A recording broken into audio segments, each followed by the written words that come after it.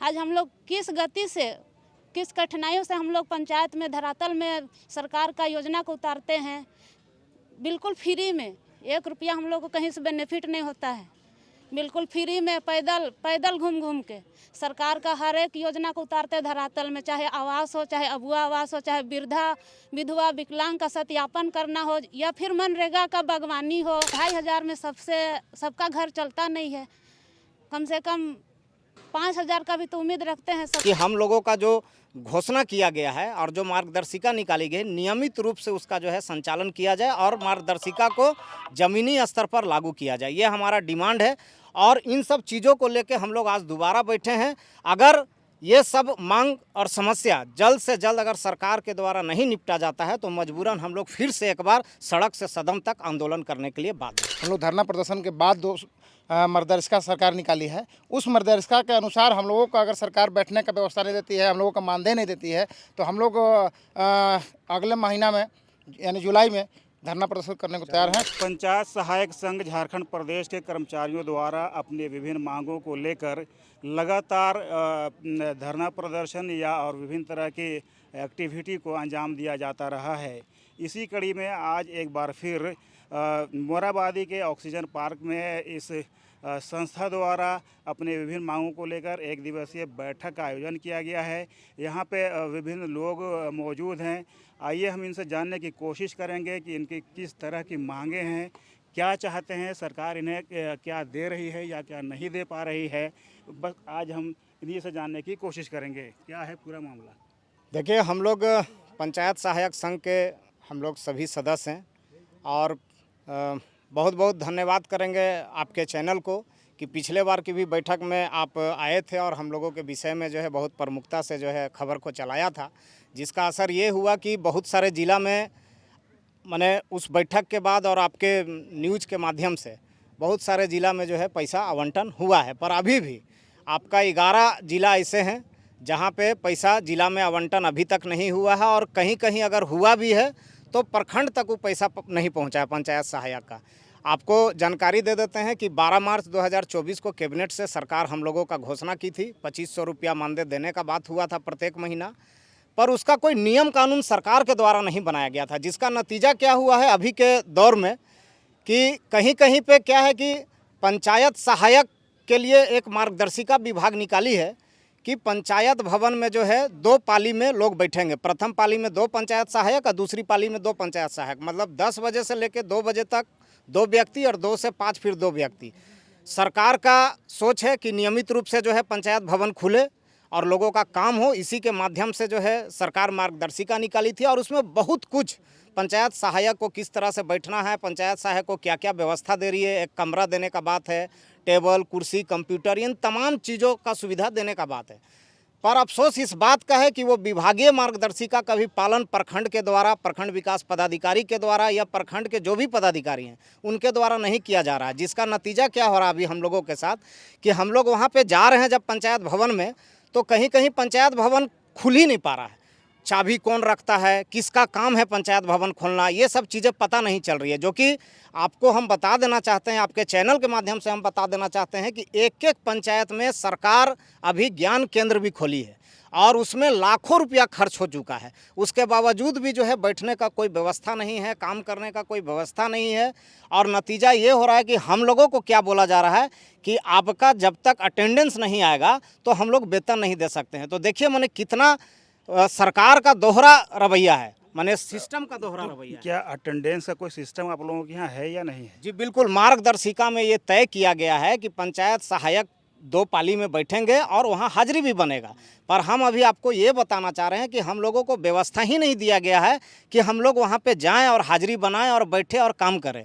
उसका नतीजा क्या हो रहा है कि मंथली रिपोर्ट के आधार पे ही हम लोगों को पेमेंट होना है। तो जब सिस्टम से हम लोग से नहीं काम लिया जाएगा सरकार के द्वारा, तो फिर हम लोग सिस्टम से काम कैसे करेंगे और हम लोग को नियमित रूप से वेतन मिलेगा कैसे? जो कि हम लोग लगातार अभी आपको हम बता दे रहे हैं कि 2024 को जो कैबिनेट हुआ उसके बाद जो है 1 साल के लिए हम लोगों का स्टे लगा गया था, जो कैबिनेट से घोषणा हुआ था। वो भी हम लोग को प्रोत्साहन राशि 1 साल का नहीं मिला। इधर 3 महीना का हम लोग का प्रोत्साहन राशि लगभग सभी जिला में आवंटन किया गया है। तो सिस्टम और नियम नहीं होने की वजह से किसी किसी प्रखंड में 1 महीना का दिया गया है, किसी किसी प्रखंड में 2 महीना का दिया गया। मतलब इसी के लिए हम लोग लगातार राज्य लेवल पर एक मॉनिटरिंग सेल का गठन का भी निर्माण हम लोग सरकार से करना चाह रहे थे कि हम लोग भी अपनी बातों को सरकार तक पहुंचा सके।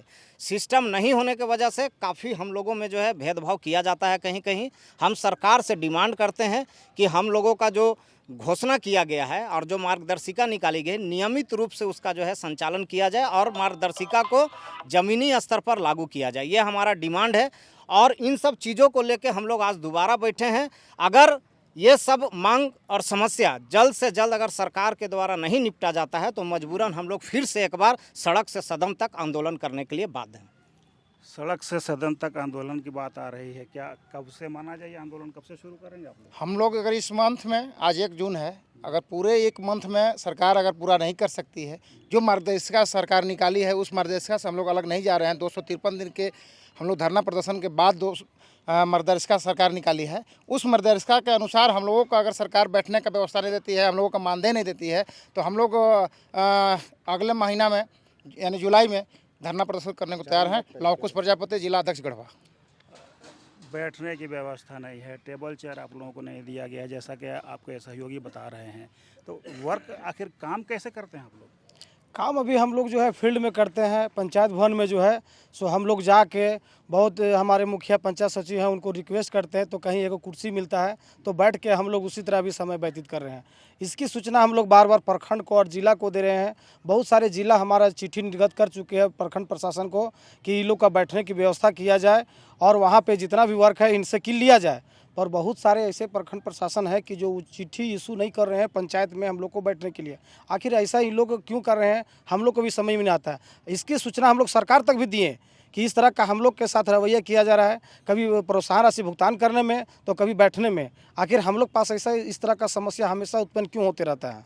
आप लोग अपने लिए बैठने की जगह पंचायत ऑफिस में ही चाह रहे हैं या अलग से भवन निर्माण चाहते हैं, किस तरह का मांग है आप लोगों की? नहीं, हम लोग पंचायती भवन में, हम लोग का पंचायत भवन ही हम लोग का मेन कार्यालय है, वहीं से हम लोग सारा काम को निष्पादन करते हैं और सरकार भी हम लोग को वहाँ से काम करने के लिए ही हम लोग को पंचायत सहायक बनाया गया है। हमारा जो सरकार से मांग है अभी तक हम लोग को बस मार्गदर्शिका ही मिला है। अभी तक धरातल पे हम लोग को ना कोई ऐसा अस्थायी बैठने के लिए दिया गया है, ना ही सबको 3 महीना का जो पेमेंट मिला है वो सबको आवंटन नहीं हो पाया है। और सरकार से मेरी विनती है कि हम लोग को अस्थायी करें और पैसा मंथली हमेशा हम लोग को दे, क्योंकि हम लोग बहुत ईमानदार से हम लोग काम करते हैं अपने पंचायत में। जब से मैया सम्मान योजना स्टार्ट हुआ है तब से हम लोग बहुत ईमानदार से अभी तक हम लोग कर रहे हैं। अभी उसमें 18+ काम हो रहा है, विधवा वृद्धा पेंशन अभी उस पर काम कर रहे हैं, भौतिक सत्यापन हम लोग डोर टू डोर जाकर हम लोग काम करते हैं। सरकार का जितना महत्वाकांक्षी योजना है हम लोग सूची को अंतिम रूप देने का हम ही लोग काम करते हैं। काम करने में किस तरह की दिक्कतें आती हैं आप लोगों को?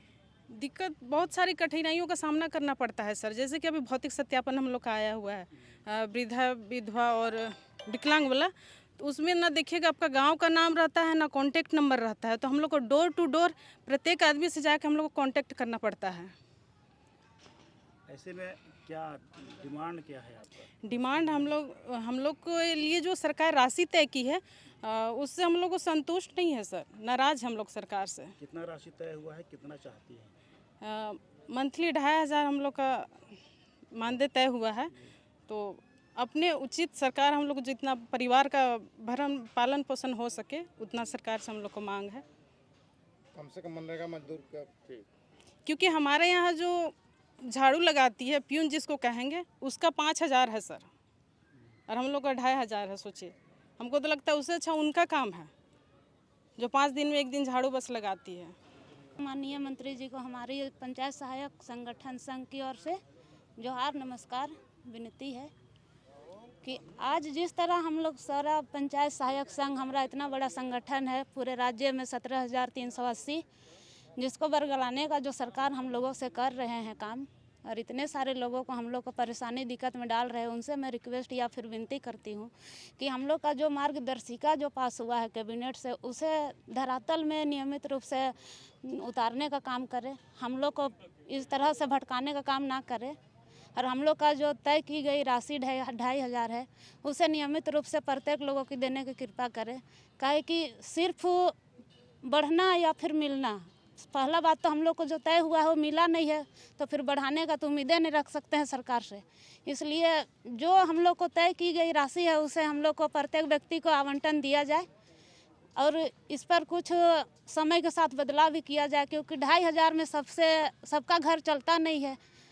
कम से कम 5000 का भी तो उम्मीद रखते हैं सब कोई के लिए। प्रत्येक पंचायत सहायक को 5000 भी मिलती है तो ठीक है। आज हम लोग किस गति से, किस कठिनाइयों से हम लोग पंचायत में धरातल में सरकार का योजना को उतारते हैं, बिल्कुल फ्री में, 1 रुपया हम लोग को कहीं से बेनिफिट नहीं होता है। बिल्कुल फ्री में पैदल घूम के सरकार का हर एक योजना को उतारते धरातल में, चाहे आवास हो, चाहे अबुआ आवास हो, चाहे वृद्धा विधवा विकलांग का सत्यापन करना हो, या फिर मनरेगा का बागवानी हो, या फिर डोभा तालाब का जो भी काम होता है, प्रत्येक पंचायत सचिव रोजगार सेवक हम लोग से काम लेता है। प्रत्येक दिन हम लोग पंचायत में सहयोग देते हैं, प्रत्येक दिन धरातल में हम लोग खटते हैं। वो सिर्फ हवा में खटते हैं, हम लोग का कोई पहचान नहीं रहता है, कोई अटेंडेंस नहीं रहता है। इसलिए सरकार से विनती करते हैं कि हम लोग का जो मार्गदर्शिका जो बनाया हुआ है उसे सुचारू रूप से हम लोग का चलाए और हम लोग को एक पंचायत सचिवालय में बैठने का जगह दे। वो हमारे प्रखंड अधिकारी को मतलब उसके लिए आग्रह करे कि वो हम लोग को नियमित रूप से पंचायत में लाने का काम करे। उसके लिए हम लोग का जो चिट्ठी भी निकले, हम लोग क्योंकि अभी रूम मांगने के लिए जाते हैं कि हम लोग को बैठने के लिए जगह दीजिए, तो बोलता है कोई लेटर नहीं है रांची जिला का अभी तक, जबकि दूसरा जिला का निकल गया। राजधानी होकर हमारा रांची में अभी तक लेटर नहीं निकला है हम लोग के लिए कि हम लोग को रूम दिया जाए। तो मार्गदर्शिका का कहीं एक पॉइंट भी प्रयोग नहीं हो रहा है रांची जिला के लिए खास तौर पे, और हम लोग बिल्कुल भटक के काम कर रहे हैं। प्रत्येक दिन सहयोग दे रहे हैं अपना पंचायत में, लेकिन हम लोग का कहीं पर नाम नहीं है, कहीं पर चर्चा नहीं है। इसका खटने के बावजूद भी ना पैसा भी नहीं है। इसीलिए हम सरकार से विनती करते हैं कि हमारा संगठन को सिर्फ आगे लेके चले, हम लोग का पहचान दिलाए, हम लोग से काम ले। हम लोग आश्वस्त करते हैं पूरा संगठन की ओर से। हम लोग पहले भी ईमानदारी के साथ काम किए थे, अभी भी फुल ईमानदारी के साथ सारा ग्रामीणों को लेकर चलेंगे, प्रत्येक डोर टू डोर जाएंगे, उसका हर एक समस्या का हल करेंगे। लेकिन हम लोग को सही जगह पे सरकार हम लोग को लाए। इतना ही बोल के हम अपना वाणी को विराम देते हैं। तो देखा आपने कि अभी किस तरह की मांगों को लेकर यहाँ पे सारे पंचायत सहायक संघ के सारे लोग जमा हुए हैं।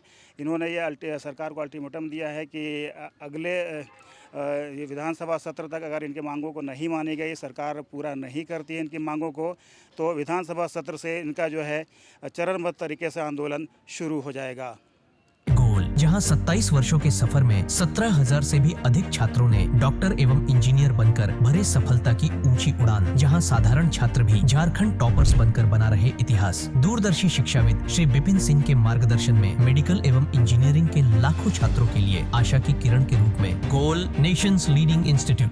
बायोम सिर्फ मेडिकल प्रिपरेशन का संस्थान। बायोम से लगातार दूसरी बार नीट यूजी में 700 मार्क्स पार। 10th पास स्टूडेंट्स के लिए फाउंडेशन कोर्स, 11th पास स्टूडेंट्स के लिए फ्रेशर कोर्स और 12th पास स्टूडेंट्स के लिए टारगेट कोर्स 17 अप्रैल से शुरू हो रहे हैं। कॉल 7360066190 और visit Biome, circular road near women's college and Hinoo, Ranchi. thefollowup.in. Like, share and subscribe. www.thefollowup.in